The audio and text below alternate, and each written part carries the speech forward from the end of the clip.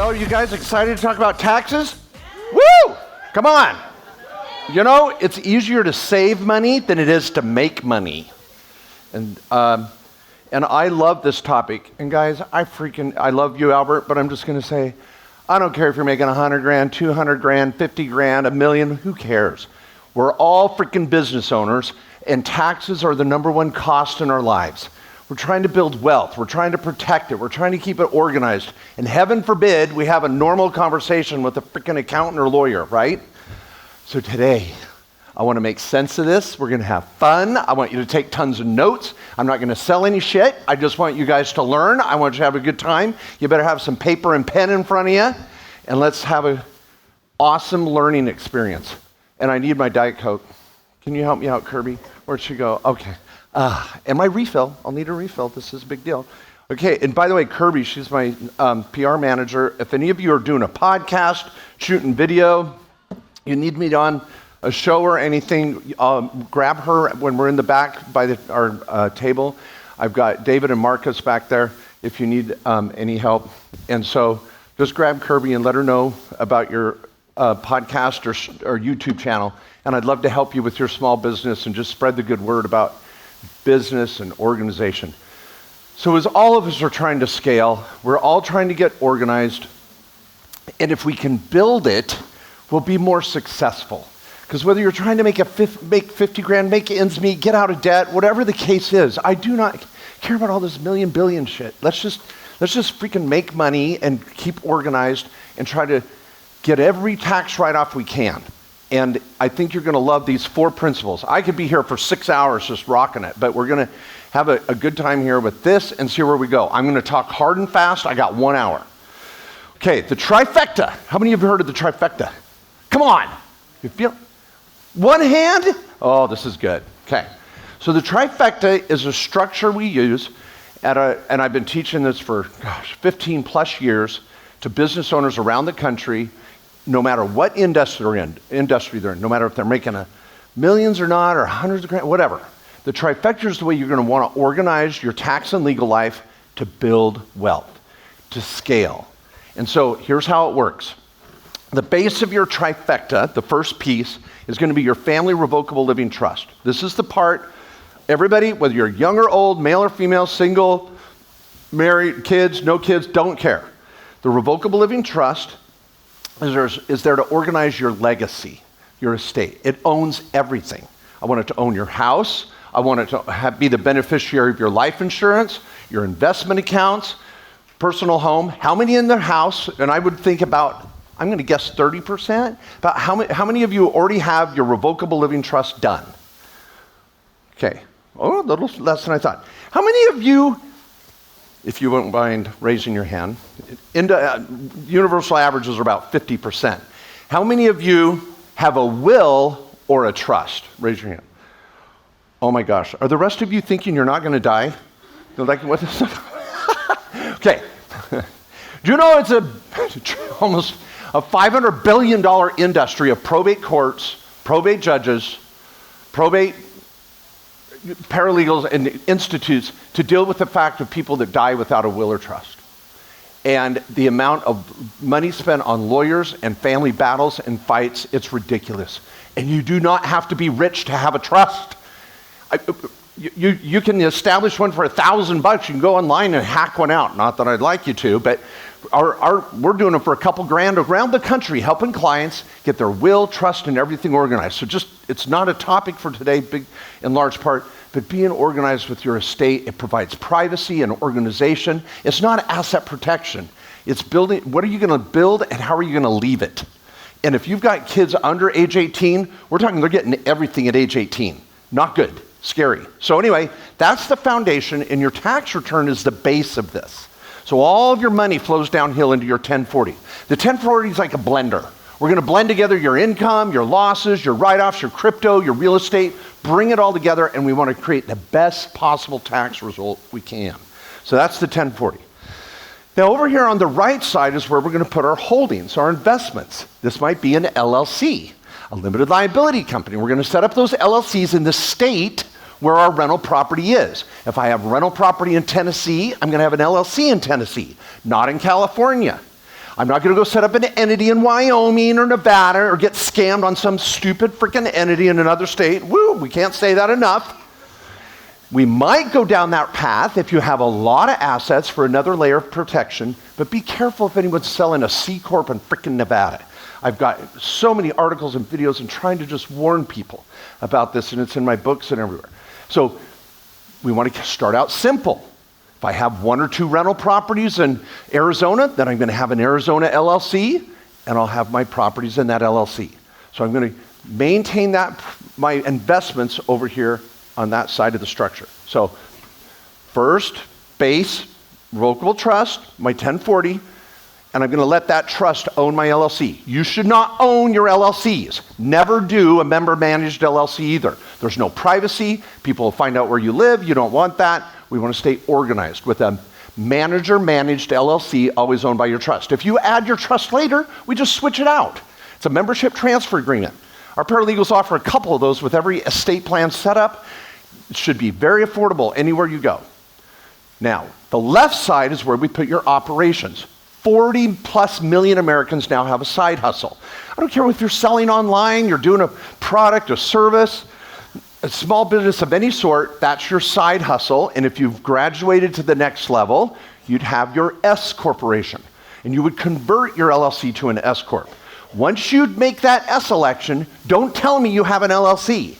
Go to your accountant and say, I have an S Corp. Now you might have Mark Kohler Enterprises LLC, but once you tax as an S Corp, everybody in your ecosystem needs to know it's an S Corp. This is where we're going to start saving on self-employment tax. It was so awesome. One of the video guys came up to me right before I came on stage. He's like, Mark, I actually worked on an event 2 years ago, and I was paid 28 grand in self-employment tax with my LLC, and I was there videoing you, and I watched it, and I went out the next day and talked to my accountant. We converted me over to an S Corp. This year, he goes, I saved over $20,000 in tax just using my S Corporation. LLCs do not save tax. I almost would want you all to repeat it. LLCs do not save tax. S corporations allow us to save on self-employment tax, reduce our chances of an audit by 15 times, and help us explode into other strategies like the solo K, getting my family board dialed in. We really want to move to that S Corp. The point to switch is when you're making about 50 grand a year. If you're making 50,000 or more a year, we better be over here in an S Corp realm. In the state where you live, not in freaking Nevada. We can get into that if you want. Now I'm going to do some Q&A throughout. I want you guys to ask any questions. If you're like, Martin, well, my accountant said this. Let's talk about it. I'm not afraid of any question you might have out there. I go live on YouTube twice a week with thousands of views just answering these tax and legal questions because it can get really complicated. And you're first. 1 second. Okay, so that is the trifecta. And if I go back here, I just want to point this out. Why want you to have one of these and carry it around with you? I have my own trifecta open on my laptop right now. At lunch, I was working on my own little trifecta. I want to build this structure to pull the whole thing together. And we're going to look at more complex trifectas here in a minute. This is basic. This is like realtor, rental, trust. Single, married, kids, no kids, don't care. Dentist, building, trust. The more properties you have, the more LLCs we might get. The more operations over here, we're going to dive into that. So I'm going to give you 4 strategies, but we're building on the trifecta every time. So, yes, sir. Question. I'll repeat it for everybody. So, with the S-Corp, I had somebody tell me to go to Montana for the S-Corp, even though I'm in Tennessee. Is there a reason why with the S-Corp you say that to me? I'll repeat it. I'm good at this. I got you. Oh, you got to. Okay, you're going to play with my battery pack? Can I talk while I'm saying? Okay. So we got to do a battery pack change. So he said, Mark, someone told me to go to Montana for my S Corporation, S Corp. It's not an S Corp. That was Vegas last weekend. That's an S Corp. Okay, we're going to go with S Corp. That's one of my best jokes. You guys are tough. Come on. Can you guys chill out and relax?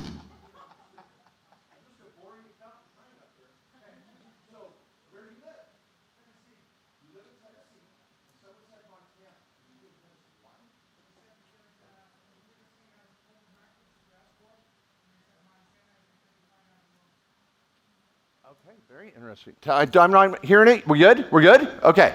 So the person that sold him on Montana, believe it or not, Hey, Kirby, are you still back here, or is one of you guys? No, Kirby, you're in the back. Can you hand me that blue backpack that's right here by that chair? Nope, keep going. Blue backpack, there we go. So I publish every year the trifecta planner for business owners all over the country. Thank you. They came from the printer just last week, 1,500 of them for this year. They'll sell out. You guys can get them. They're like $30, whatever. So in my planner, now this is a draft because the printer one is a little more elaborate. I go through and I point out every state, what states have the best tax structures, which ones have the best asset protection, which ones are for paying your kids is the best deal, community property, privacy. And I have a table on every state on which one you can file and not have to disclose your personal home address, which ones have to have disclosure of members or managers, and yada, yada.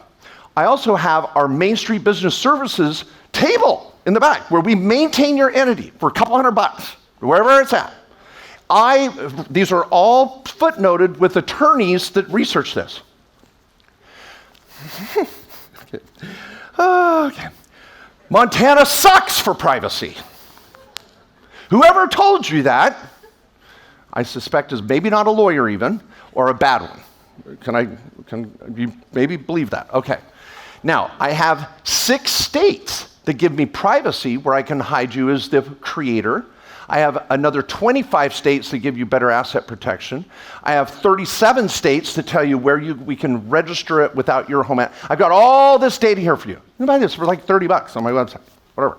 So I want you to know that you will get a straight and honest and the correct answer if you want to deep dive on any of the privacy strategies. I've got a book on asset protection on this, so on Amazon. You just go, Mark Kohler, very good stuff. Okay, now I want to answer his question too. So you're in Tennessee and you want to set up an S-Corp. Now let's go. Would he set up an S-Corp to hold real estate? No, he would not. Do you ever put rental property in an S-Corp? No, you would never do that. So I presume you have an operational business in Tennessee and you want to brand yourself. You want to market yourself. What's your business, sir? Could I ask? We take transitioning military and then train them in sales and give them sales. Okay, so a sales training company. Now, he said, well, this guy told me to set up in Montana so I can hide. Do I want him to hide? No, I want him to brand himself. I want his name everywhere. I want him on Instagram and TikTok and Facebook and LinkedIn. I want your company out there. Mark J. Kohler, Inc. You can find it on the web. Please go find it and give me money because I'll change your life. I want to help you. Brand it. Oh, you wanted to find the rental property I owned? Good luck. See the difference? So I'm going to use states. That was a good joke too. Wasn't that funny? Like, I want you to hide your real estate, hide your assets. That's this side. But with your S corporation, and by the way, to save on self-employment tax, you have to take a payroll. You have to take the payroll in the state where you live. You live in Tennessee. Why would I set you up in Montana, right? So anyway, this sounds logical, but we get turned around with bad professionals out there. So today, we're going to move to the next topic. But I'm so glad he asked that question, because here's the point I want to make. You have to captain your own ship with tax and legal. You have to know enough to recognize when you've got a dumbass giving you advice. You are building a team. You are the captain deciding where your ship's going to go. I don't care if you're making millions or not. I just want you to take care of your family, be out of debt, pay your bills, and not be stressed out with finances. And if you can just learn a little bit today about tax and legal, you will be able to decide if you have good advisors in your world. And the ones you need to fire and get rid of and find a new one. I've got resources to send you to help you get the right person. And it's not my firm. I know some of you are like, well, I'll find a good accountant, then I don't have to worry about it. No, you will never find a good enough accountant or lawyer that's going to think about your crap every day of the week and on Sunday. They're not. You are the only one. Then you go sit down once a quarter with your advisors. You go, hey, why aren't my kids on the payroll? How am I writing off my auto? Am I doing cost segregation on my rental property? I have a short-term rental. I heard I should be doing this. If you go to talk to your advisor and they look like a deer in headlights, you've got the wrong advisor. But you should be the one deciding what those strategies are and talking about them. It is amazing how many clients come on board and they're like, Mark, after one little reading your book or a workshop or a YouTube video or a Thursday live, I know more than my accountant. And that's normal. So I have an accounting training program called Main Street Tax Professionals where I train accountants. Anyway, so I am so glad you asked that because it's an indication that something fell off. Why am I setting up in Montana? I live in Tennessee. And now you asked, and I want to help you get to the right spot you should be. Okay, so with that said, strategy number one, S-Corps. Let's break it down. Now here's the average small business owner is going to say, okay, hey, I'm going to go out and sell a product, a service, sales training, solar, whatever the hell you want to sell, don't care. I'm a realtor, I'm a broker. I do an LLC. Well, as an LLC, you're going to file a Schedule C as in Charlie. It's going to go into your 1040. And whatever your profit is, you're going to pay self-employment tax. The F word, FICA. I know you were thinking of a different F word, but it's FICA. What the FICA? I don't want you to pay FICA. FICA is 15.3% on the first 170 grand this year. Then it's another 3% until you hit 250. Then it's 2% in perpetuity. This is a big expense that blindsides a lot of small business owners. You will pay this every day of the week with an LLC. So we want to decide, what do I do? Well, someone told me I should be a C corporation. Now I live in Texas, I'm doing business in Texas, but I'm going to do this in a C corporation. Oh, okay. Well, now with a C corporation, I pay corporate tax. So I have the same 250 grand of income. In both of these, I've got the same income. Can I point this? I want to be able to point this. And so 250 grand of income, 50 grand in expenses, 200 net. Here, I'm going to have over probably $18,000 in self-employment tax. Here, I've got to pay corporate tax of 21%, another 27 grand. And I've got to take a salary out of it. So this is, C Corps are not for small business owners. If someone's gotten you in a C Corp, we literally have a service to take you out of it. Because they're typically the person that sold you that isn't around anymore. And we get a second opinion if you're stuck in one of these. Now, the next option here is the S corporation. This is every dentist, doctor, attorney, CPA, realtor, restaurant owner, landscaper, online marketer. We're all S corporations if you're making more than 50 grand a year. Before then, just stay in LLC. It's all good. We'll stay down as a sole prop. Once we're scaling and making money, we want to be over here. So the S corporation is where we will take the income, so same 250 grand of income, 50 grand in expenses, and then a third is going to come out in salary. And I'm going to take 2/3 as pass-through. No corporate tax, no FICA, no Obamacare. Bam! Right here, I'm saving 10 grand. Every small business owner, their first step is to set up their S corporation and take part salary. You don't wait around for a paycheck.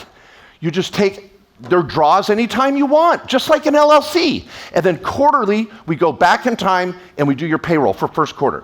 Right now in April, and next week, payroll departments are going crazy everywhere. Where's my woman in red? Where's she going? There we are, payroll services down in Nevada, boom. Next month, all hell's breaking loose, right? All of your clients, this is one of our tax advisors, she's awesome, bumped her in the hall. And all of our business owners, we start calling them in April. How'd you do the first quarter? Oh, I killed it. I made 100 grand. Awesome. We'll nail payroll. We send in the report. I already took the money. Great. Am I going to get a paycheck? No. And then we send in our FICA for the year. A third at most. Freaking Joe Biden did this with his S corporation in 2016. He had a $13 million book deal. And he took his book deal and took a $500,000 salary on $13 million. He saved over 230 grand in FICA. We do the same thing. The more money you make, the more you save. So anyway, it's a big day in April when you decide your payroll for the last quarter. Another client calls him, oh, it sucked. I didn't make any money in first quarter. Okay, 0 payroll. And then we true it up at the end of the year. This is so common. How many of us are already S-Corps in the house? Boom, look at that. Probably about 20 or 30 of you. So we want to dial this in. The second problem I see is people not an S-Corp. The first problem is they're not an S-Corp. And then the second problem is they're jacked up on their payroll. They're taking way too much payroll because their accountant's scared of their own shadow. Guys, isn't this weird? The number one cost in our lives are taxes. And we go hire the most conservative, scared individual to help us tax plan that are actually usually terrible at communicating. Not you look great. But we out there, accountants, they're the ones, at the football games in high school, they were the ones up in the band playing the flute. That's your accountant. You want the guy that was under the bleachers smoking weed. That's the accountant you want. That was me, okay? But I was aggressive, but smart. I went on to law school and I'm killing it. Best tax attorney in the country. Oh, thank you. And I love helping small business owners. Today, I just wanted to come to help you guys, because I love small business, and it's so fun. So, no, thank you. Okay, question. Can you let the audience know the consequences of S-Corp with no payroll for multiple years? Oh, yeah. And they're making money. Okay, so the point was, she said, let the audience know, one of our accountants here, some people will go, oh, I'll do an S-Corp. And, oh my gosh, no self-employment tax, no corporate tax, no Obamacare? Sign me up. And they start making money. And then our accountant calls them up in April. Hey, how much did you make last quarter? Oh, I did pretty well. I made like 80 grand. Okay, what's your payroll? Well, I already spent all my money. I don't want to do payroll. I don't really have to, do I? Yes, you have to. Well, I'm not going to do it. And then they don't do it. And then all year long, they don't take their payroll, and then they file their tax return. And on the corporate 1120S tax return, up on line 8, on line 1, it says compensation to shareholder. 0. Red flag. And then what happens is accounts out there that are scared of their own shadow go, oh, you're going to get on. S-Corps are bad. No, it's not S-corporations are bad. It's that this taxpayer was an idiot. They had to take their regular payroll. They had to take the reasonable comp. Then you got clients over there, their account's like, you better take a bunch of payroll. And they do 2/3 in payroll instead of 1/3. And so it's just jacked up. And so you want to get educated on this and try to figure it out. If there was only some methodology to figure out what your payroll should be, like some sort of table, some sort of diagram that could help us get this done. And there's the Payroll Matrix by Mark Kohler. How nice is that? And you can Google this. It's everywhere. I interview IRS agents on my podcast. We talk about this. In 25 years, if you're an accountant out there, I have never had a client audited ever, in 25 years now, for taking too little in payroll. Ever. So if you're freaking out back there, and I know who you are, because you'll come up and yell at me later and go, oh, Mark, that's way too aggressive. Really? Why? Have you ever had anybody audited? No, but they might. What are you talking about? Anyway, okay, so what we do is the more money you make, your payroll percentage actually goes down. It's counterintuitive. So if I'm here at making 100 grand a year, I might do payroll of 40. If I'm making 200 grand a year, I might do payroll of 70. Oh, I'm going to make 300 grand, I might do 90 grand in payroll. So your payroll percentage goes down as you make more money, because your payroll is based on your labor. Your profit is based on your goodwill. And your net, everything you're creating in your business, your brand, you don't have to take payroll for that. You only have to take payroll for the time you're putting in. So as you scale and you actually spend less time in that business and focus more on your investments or another business, your payroll goes down as a percentage. You start saving more money the more you make. This is how the rich get richer. And it's just having and so when you meet with your accountant this next month, any of you doing this, and they start freaking out, say, you know what, go buy Mark's book with over 1,000 stars, 5 stars on Amazon, and get your act together, go get trained by Kohler, or you're fired. And level up your accountant, for crying out loud. It's your tax return. You're the one that signs it. It's your income. It's your life. It's your future. And if your accountant is off with you, and when was the last time your accountant called you up and said, hey, I got a great tax strategy. You want to meet? You'd pass out, hit your head, wake up and go, I dreamt my accountant called me and wanted to meet and do tax planning. It must have been a dream. Oh, how would that be? That's a good tax advisor. And they're out there. Anyway, okay, we'll talk more about it. Okay, now, that's the S-Corp strategy on the left side. If we could go next level and start adding more companies. So as I build up more companies, I don't set up more S-Corps. My S-Corp does the deal. So if Albert called me up and said, hey, Mark, we're going to go do this deal, blah, blah, blah, I'm like, okay, I'm not going to do it. I'll let my S-Corp do it. I don't do any deals. My S-Corporation does it. When I go do real estate investing, we're going to start expanding our LLC portfolio because I never do a deal. My trust never even does a deal. My trust owns my LLCs that do deals. My trust owns my S-Corp that does deals. If I partner with 3 of you, we're going to take your S-Corp, and my S-Corp and go do a project. And we're going to funnel all that restaurant income into 3 S-Corps. This is a dental partnership. This is a brokerage, realtor, realtor, realtor. Law firm, lawyer, lawyer, lawyer. You don't do it individually. You let your S-Corp do the deal. We charge $1,200 to set up an S-Corp. And you meet with a real lawyer on Zoom. Very straightforward. And you get a trifecta when you do an entity with our law firm. I have 12 lawyers doing 4 to 5 appointments a day every day. That's 50 clients every day. We're helping structure their entities and estate plans all over the country. We're setting up a new LLC every 10 minutes in the country. But we're meeting with our client to design it. Now I say that so that you know what to pay. Don't go out and pay someone $5,000 or unlimited LLCs and they're trying to set you up in Nevada or Wyoming. You should be able to understand the conversation and go in prepared and asking awesome questions. I've got a podcast every day with over 500 episodes on my podcast where I have a whole hour on S-Corps every 3 months on my podcast. Start absorbing this. If you want to hang out with rich people, you know what they love to talk about around the dinner table? Tax strategies. They're like, oh my gosh, I heard this new tax strategy. Oh really, are you doing that? Oh yeah, I'm doing that. Because it's easier to save money than make money. It's fun. How many of us go shopping and go, hey, look how much I saved. It's girl math, it's awesome. The more you spend, the more you save. All right, okay, anyway, so we're gonna throw your 401k in here. You might have your spouse with another small business, another 401k. We're gonna throw in your health savings accounts. We're gonna throw in Roths, and we start building this. When I train a tax advisor, I give them 70 plus strategies. They have to take 900 quiz questions. You can do my tax strategy training. I have business owners do it. Anyway, but the point is, this is just getting started. We're gonna build this. Doesn't this look pretty? Kind of fun. Okay, all right, next strategy. Number 2, the family board meeting. If there's anything I can change the world with, this is my passion project and I love it. I hope I don't cry during this break. Family is business, and business is family. And I love Albert and the Hispanic community. I know all of you, only some of you are Hispanic. I love Albert, and I meet so many wonderful people in that community because their family is their business. And we don't use it in a smart way for tax planning. And so the family board meeting is a super powerful tool. And so in our trifecta, when we start to build it again, we're going to add board of directors and board of advisors. And these are your family members.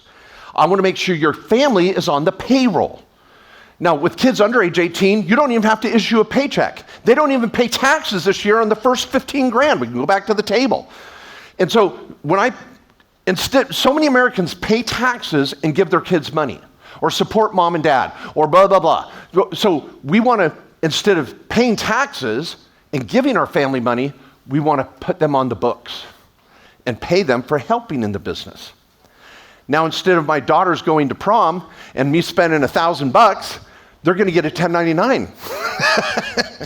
Or they're going to get a W-2, or they're going to get payment on a Schedule C or whatever. And I can do it strategically where I may not even withhold FICA, depending on their age. And I have chapters in my books on paying kids. I have videos on this on YouTube ad nauseum. So what we want to do is this board of directors or board of advisors for a variety of reasons. Number 1, when we go have our board meeting, it's a tax write-off. I love Thanksgiving because I can just take this tax write-off to have all the family together to eat food and talk about business, to talk about the future of the business, the marketing, to collaborate. Your first mastermind group is your family. Heaven forbid you have your mom and dad over and go, hey, mom and dad, would you be on my board? Would you give me some advice from your life experience? Have defibrillators nearby, because after they have a heart attack, that you actually want their advice, they will be like, oh my gosh, I would love that. And if you're paying for plane tickets, Airbnbs, Uber, anything that you're going to do to bring your family together, it's a tax write-off when you have your family board meeting. Now, I want them with regular duties in the business. I'll put kids on payroll as young as 5 years old. They're cleaning the office, they're shredding paper, stuffing envelopes, they're mowing lawns at the rental properties, whatever. Let's get the family involved in the business. And when you do your board meetings and board of advisor meetings, you're making your entity asset protected. You've got to do a board meeting every year. I would, heaven forbid, probably there's couple hundred LLCs set up in this room of business owners. I'd probably say 20% of them are defunct. They haven't paid their fee to the state. They went to the state website and you're nervous to go look because it's probably jacked up. When was the last time you held your board meeting or minutes? Do you have a corporate book with an operating agreement and bylaws and stock certificates? That one sheet of paper from LegalZoom, that's not an LLC. Good luck in court. Good luck in an audit. So doing those little pieces and parts, maintaining your company, the foundation is having a board. And this is your legacy, passing on that. Remember that moment when you had an idea, that card table moment, that kitchen table moment, where you're like, I got an idea. And it's what drives you to get up in the morning with that idea and the hard work.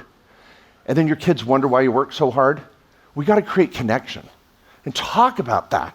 Talk about why I'm working so hard on my business and why I'm trying to survive and get out of debt and support my family and maybe send them to college or who knows what. Let's talk about the business. Ask the kids about their businesses. So the board of advisor is super important and very powerful. Any questions on that for a minute? Thoughts or comments? I'll come over here first. Yes, sir. In the black shirt.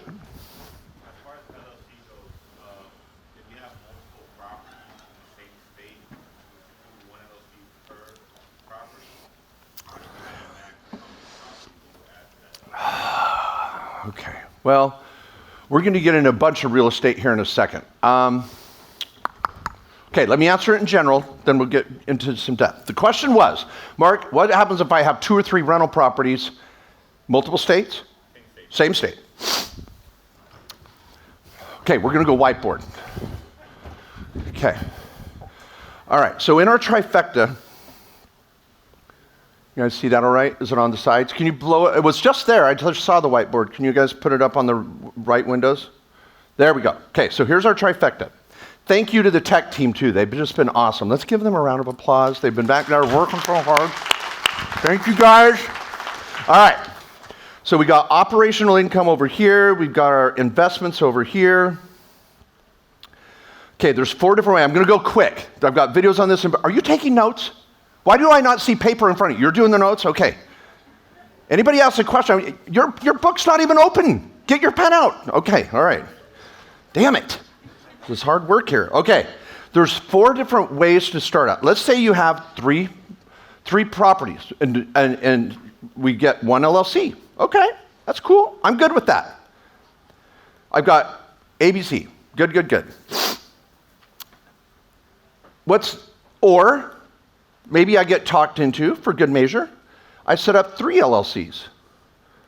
And I have an LLC for each rental. Okay. What's the good of option 1, phase 1, versus phase 2? What's good about phase 1? It's simpler, right? 1 LLC, 1 checkbook, 1 bank account. It's clean. I do my company maintenance. I'm on top of it. Cool. What's the con? What's better about 2 and the con with 1? Say again? I've got eggs in different baskets. So this is a good thing. But if one thing goes wrong with this rental, they can get at the other 2. So all my eggs are here. 1 lawsuit on 1 rental, they lose all 3. It doesn't mean the LLC is bad. I'm still protecting my house over here. That's cool. The LLC protects my house and my other income, but it doesn't protect the rentals from each other.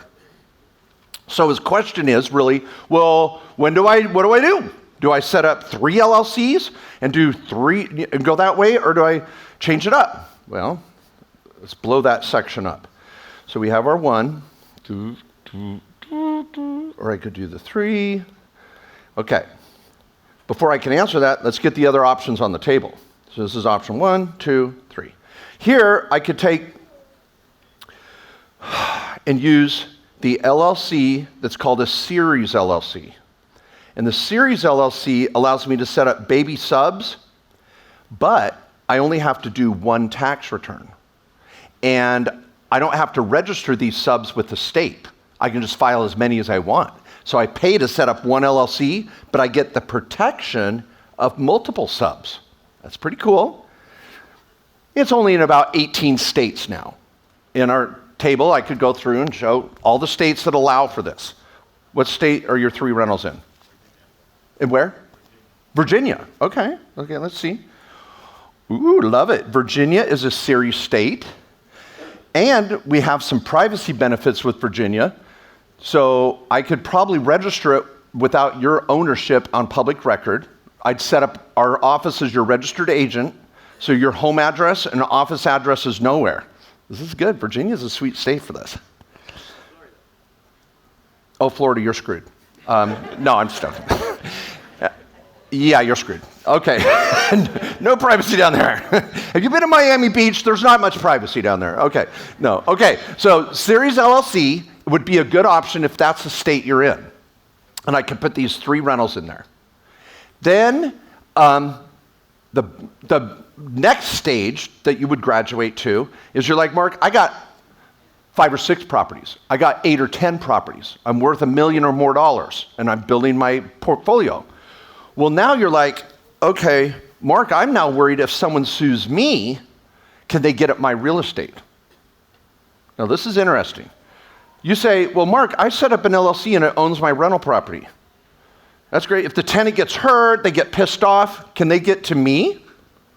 No. The purpose of the LLC, if you're maintaining it, doing your minutes and maintained with the state, you've got your corporate structure set up properly, pa-ping, pa-ching, they can't touch you. That LLC is there to protect you from your rental, right? What happens if you're driving down the road, texting and driving? Something I got to work on too. If you're down there and you get into a lawsuit and they sue you, can they get up inside your LLC, take your rental away to pay the plaintiff for the person you hit on the road? Yes. In most states, you can get into the LLC as a plaintiff and take that rental away. And you're like, what the hell? I set up the LLC to protect the rental. No. You set up the LLC to protect you from the rental first. But it does not protect the rental from you being an idiot. So we got to do another structure for that. So what we do in most states is we set up what's called a COPE entity, a charging order protection entity that then owns all my other LLCs. And this entity is protection from the outside. Ba-ching! And I have protection from the inside, and I have protection. So now I'm stacking my asset protection as I scale. Now, I do not set this up for everybody. We grow into it. And anybody selling you this structure with your first 2 rentals is a scam artist. So this is why you want to know this, because lawyers are worse. The accountants won't communicate with you, and the lawyers will rip you off.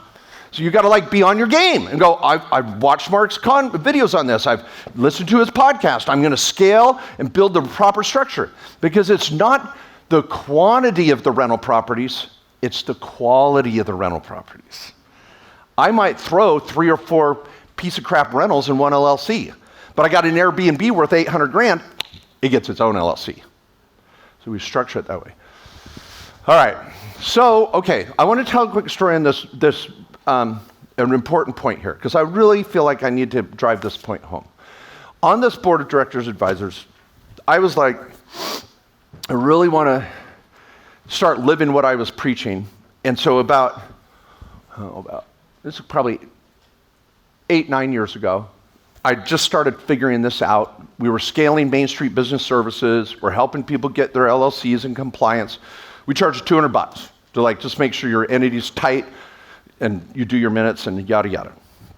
Very affordable. So I'm like, I tell my wife, I go, we need to have a board meeting. And we're going to take the kids and we're going to go away for the weekend to Jackson Hole, Wyoming, and we're going to go have our board meeting. And she's like, no, do not ruin a family vacation by having a board meeting. Can we just go on a trip that's not a tax write-off? And I'm like, nope, we got to have a tax write-off. We got to have our board meeting. And she's like, all right.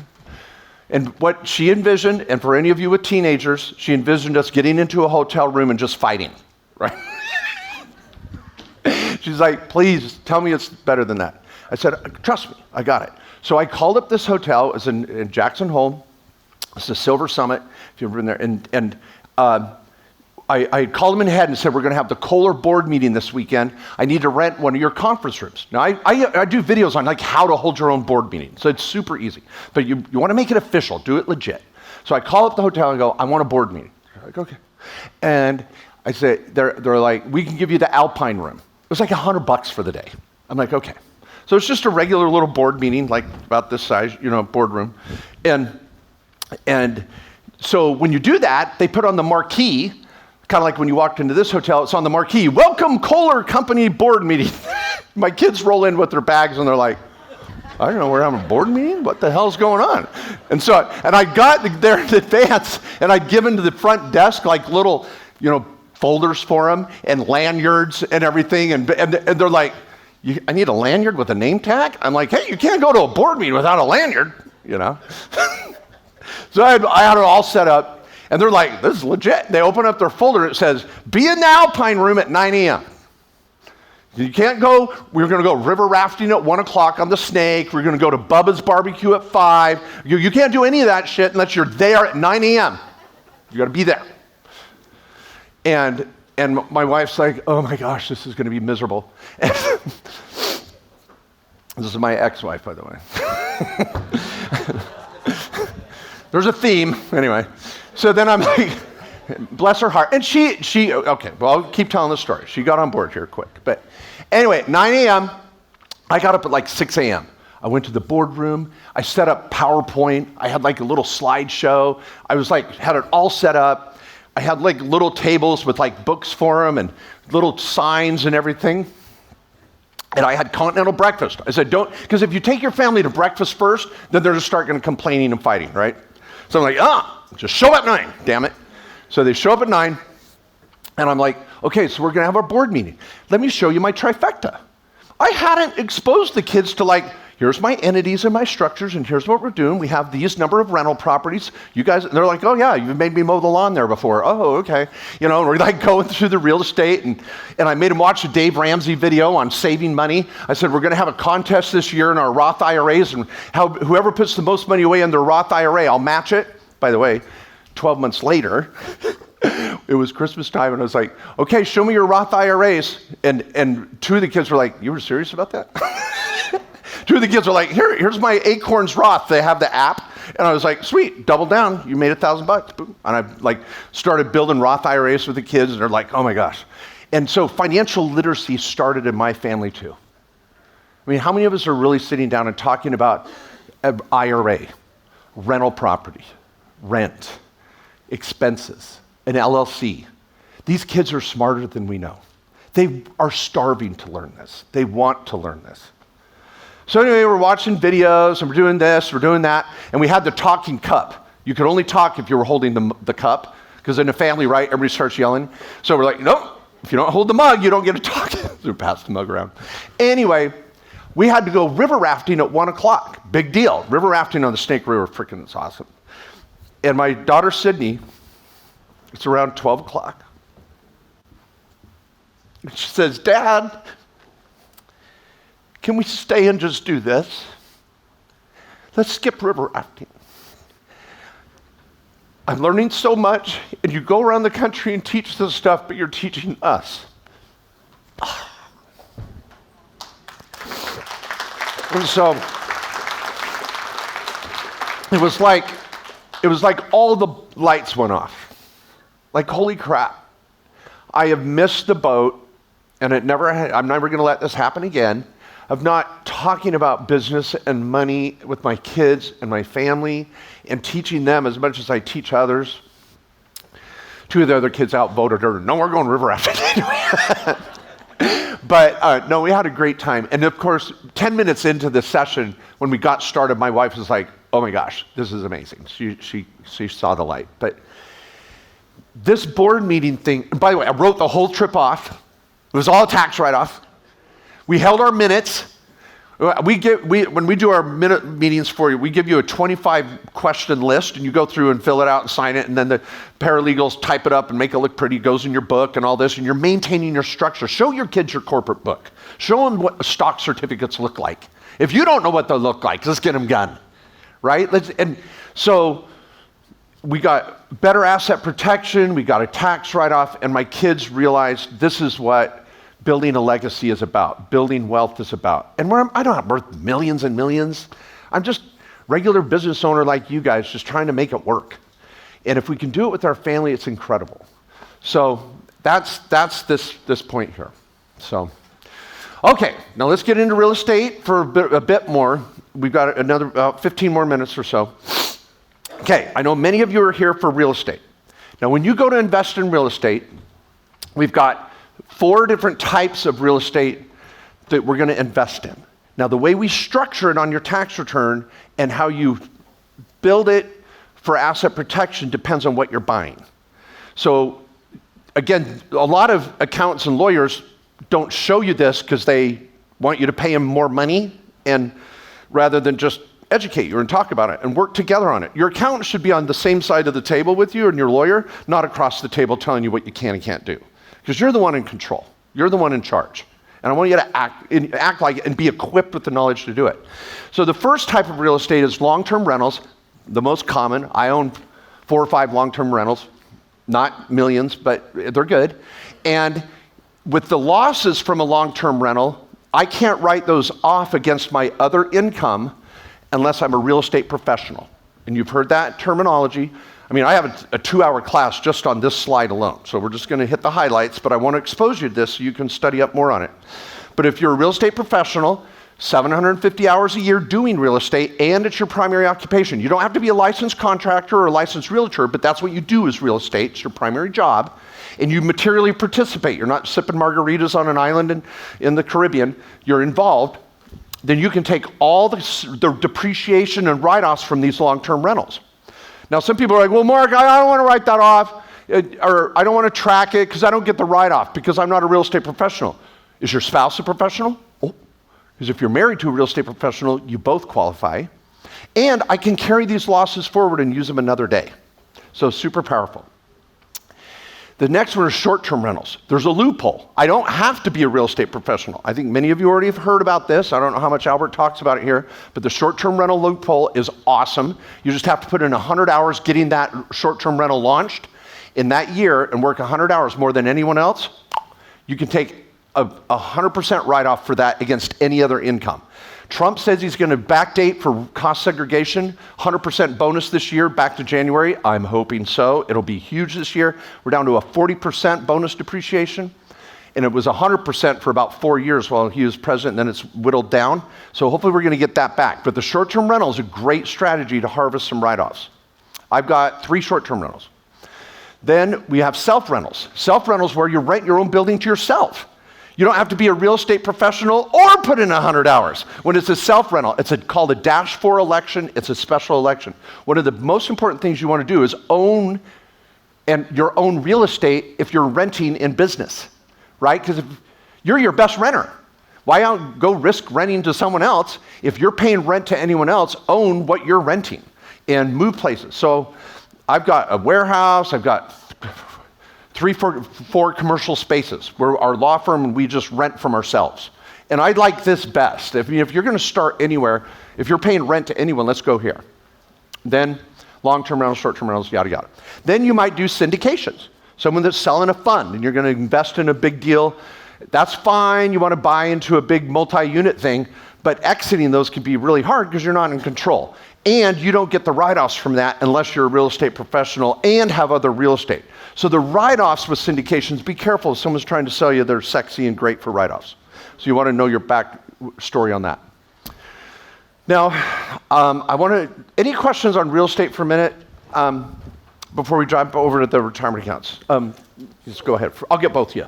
Go ahead. So what you're saying is that self-rental, should we have our own LLC on the building where we are renting from ourselves? So should that be an LLC by itself? Is that what you're saying? Yes. So his question is, Mark, so if you're renting to yourself, In fact, let's go whiteboard. Can I go back? Are we on the whiteboard? Can we go whiteboard? Let's just draw it. So he said, well, how do you structure that when you rent to yourself? Essentially what he's saying. So what you would do is you own the building here. It's a commercial. You don't rent your own house to yourself, for crying out loud. Okay, so commercial building, and you have it in an LLC. They're coming. They're getting it. Whiteboard going. They're coming. They're coming. It'll look pretty when you see it. 100% RLT. Okay, it's coming. It's coming. Come on, you guys. Are we going to get it? Here we go. Okay, so you're down here. Revocable living trust, 1040 tax return. Your trust is going to own your LLC. The LLC in the state where your rental property is, and then you're going to rent the building with a lease agreement. I created 3 of these this week for a client.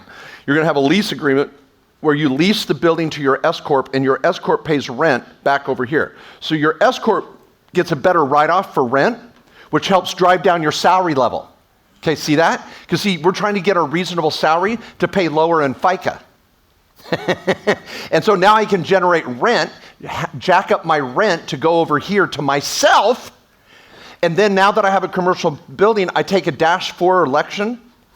And now I can cost seg this, write off all the depreciation, and write it off 100% against my other income. See how that works? Is that sweet? So commercial building, rent to yourself, pay higher rent to yourself out of your S-Corp, lower your net income, which lowers your FICA, and then the pass-through K1 comes down here, and you get 100% write-off for the depreciation. You can't do that unless you rent your own building to your own business. The -4 combines this. We love this right now, right? Let's go next level for a minute. I'm feeling inspired. The next thing I would integrate into this, and it'll lead into our 4th strategy. Do you have kids? I do. Oh, how old are your kids? 3. 3 years old. 3 years old's tough.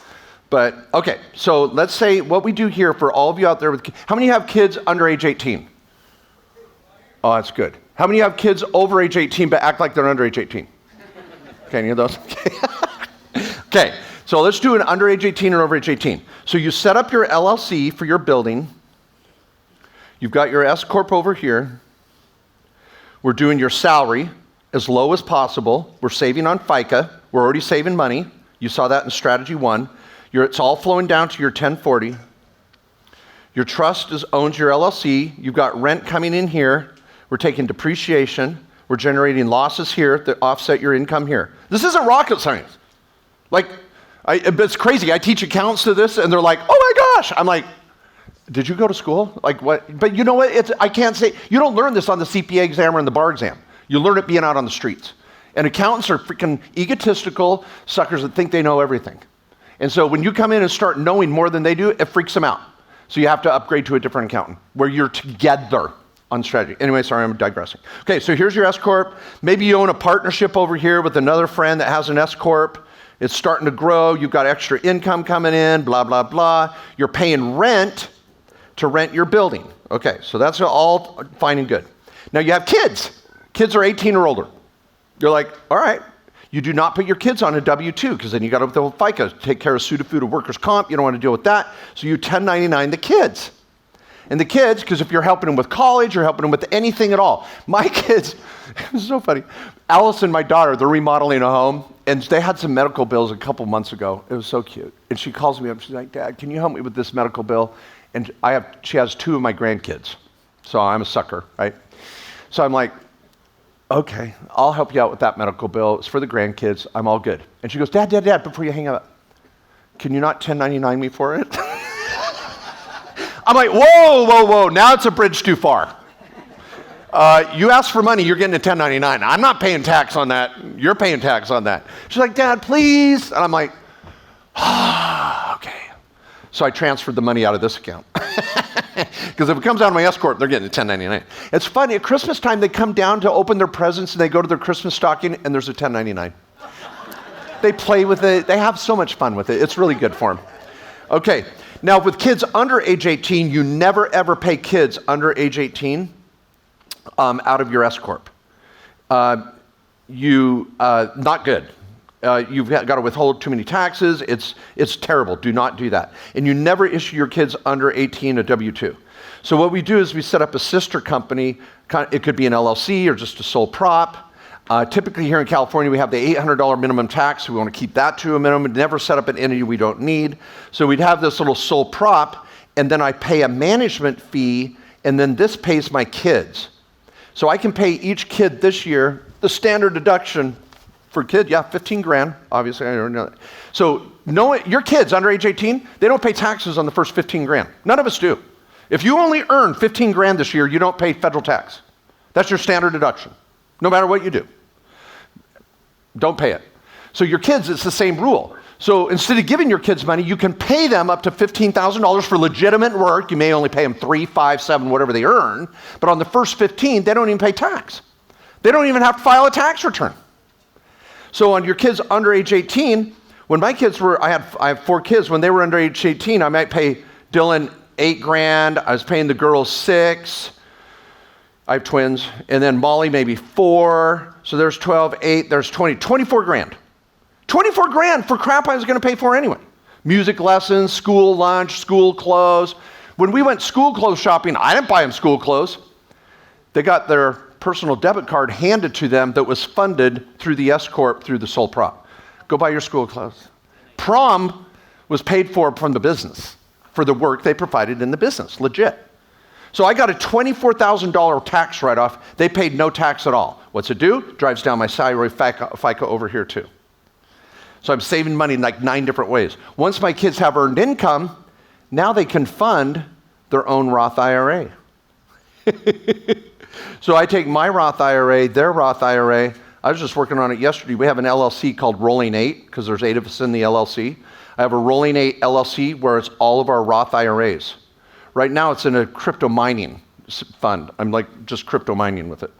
So anyway, so you can set up LLCs to own real estate or whatever, and we can use our retirement accounts to build investments together as a family. And we're not getting, uber rich, whatever. It's just one day at a time, one day at a time. Patty and I, my amazing wife, we were blending 7 kids, and we're just so happy, and she was here a little earlier.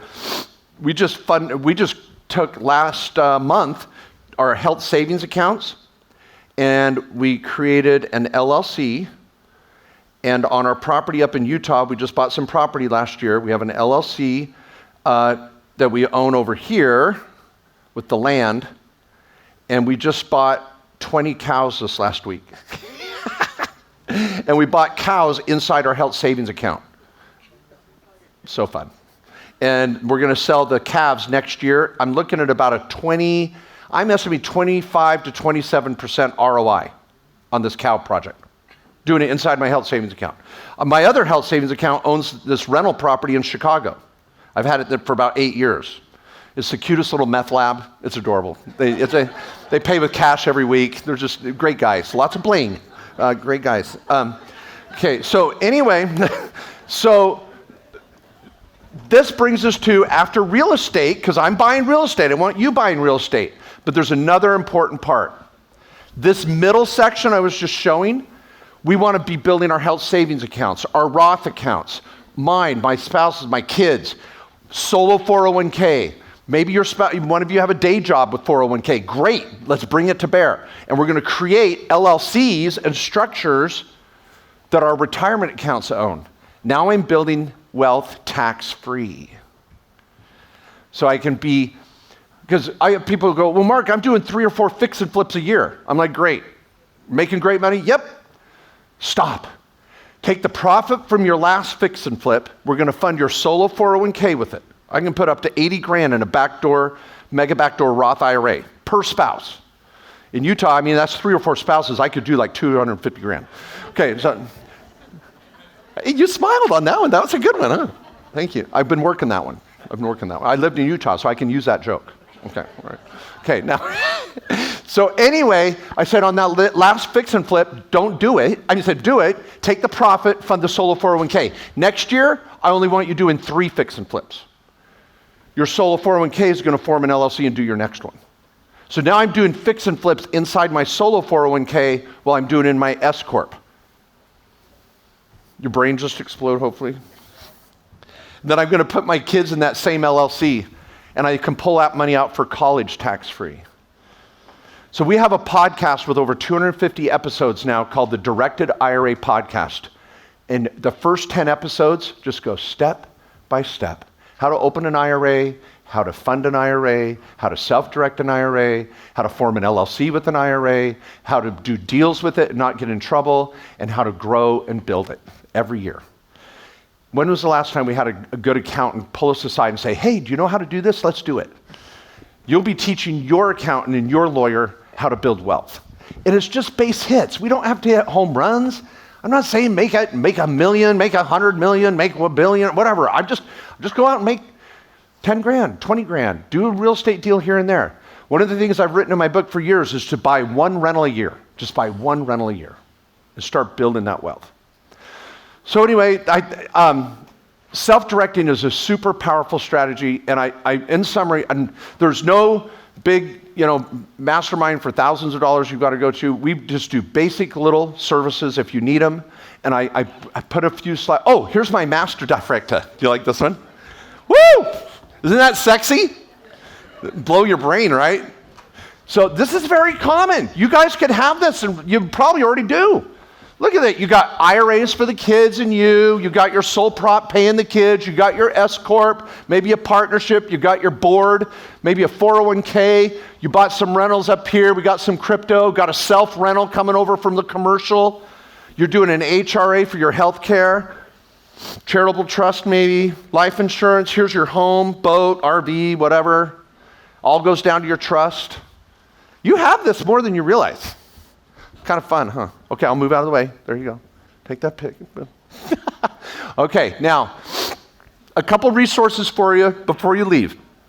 If you want to talk to one of my lawyers and just do an interview for free, or if you want to hey, I want a trifecta, I want an LLC, I got to clean this crap up, and just do it, scan that code, or back at the table, you can talk to one of the guys and you can schedule a call with one of the lawyers, at least talk to him. There's no cost to at least call our law firm and make an appointment. And you'll get $100 off. Say, why not grab a little savings there? So that's KQS Lawyers. Main Street is where we do our business services. $200 an entity. $200 to maintain my entity. We give you that checklist of how to hold your board meeting. And David's in the back. He's got our Main Street table. If you want to grab a flyer or whatever, Driven 9 2025 and 25% off. We're talking about a $200 fee, so it's $50, not the end of the world. To open your own IRA, if you want to get some money off on your first IRA, Roth for you, your kids, your spouse, HSA, whatever, use this code. And Marcus is in the back, and he can give you more information here. All of you should be funding your Roth. And your Roth for last year, if you want to fund it, you've got 16 days. It's April 15th. That's the deadline. And any income level, you can fund a Roth for last year. Don't let anybody tell you if you make too much money, you can't do a Roth. It's called the backdoor Roth. I've got articles and videos on it. So all of you can fund a Roth. At least fund one and put a couple grand in it. But get that snowball going down the hill. And you can do that with a Roth IRA by April 15th. Then you can fund this year's Roth. If you're under age 50, it's $7 grand. If you're over age 50 or older, it's $8 grand. You can throw in that. And if you're an accountant out there and you want to level up and freaking be a tax pro on my team, we have our tax pro training, very affordable. We've got 2 or 3 here in the room. And I'll feed your clients. I don't make any money on our Tax Pro network. And finally, if you're looking for a Tax Pro advisor, you're like, I just want to interview someone and freaking level up. If you go to markjkohler.com and just go to the service page, Tax Pro Network, you can just scroll through accountants. I've got over 1,000 now in the country that speak Mark Kohler. And you can interview them with a discovery call. A couple of them in this room are on that list.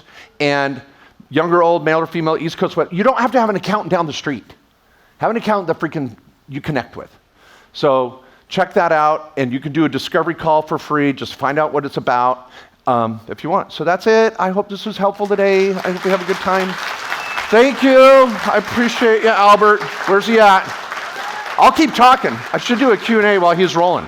Oh, I thought I'd answer your question. I do have to answer your question. Damn it, I promised. Yeah, I was going to ask you, so do you recommend, if you have rental properties, having the LLC in that state, or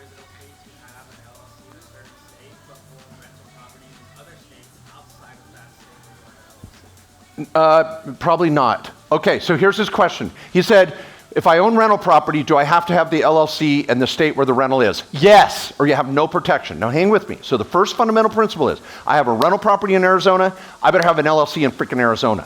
Then he said, well, if I have an LLC, I know you want to say Wyoming, and can that Wyoming LLC own rentals in other states? Yes, but you have to register that Wyoming in the state where the rental is. So as soon as you take that Wyoming entity, which you love and is super sexy, and no one knows I own it, but I have a rental in Arizona, so I got to go register in Arizona. What does Arizona make you do? Disclose anybody that's a 20% or owner, disclose you as the manager and your home address. So there's ways to get around that, but you have to always be registered in the state where the rental is. What I would do is set up an Arizona LLC for the rental, then set up your Wyoming behind the scenes. See, Wyoming is there to protect the rentals from you. Wyoming is not to protect you from the rental. That's already done. As soon as you get your Arizona LLC, you're protected. It's you getting in a lawsuit we're worried about. Where if you're like, Mark, I don't even have that many rentals, then don't set up a Wyoming entity. This is what drives me crazy, right? I get claps, right? It just pisses me off. It's a scam. I don't need a Wyoming freaking entity if I'm not worth 1 mil, 2 mil, 10 rentals. Don't do it. Just build, scale. We'll add it later. It's all good. Okay, are we done? Oh, come on up. So the beautiful Albert is here. Thanks for having me. Sorry, I had that one last question. Okay, thanks everybody.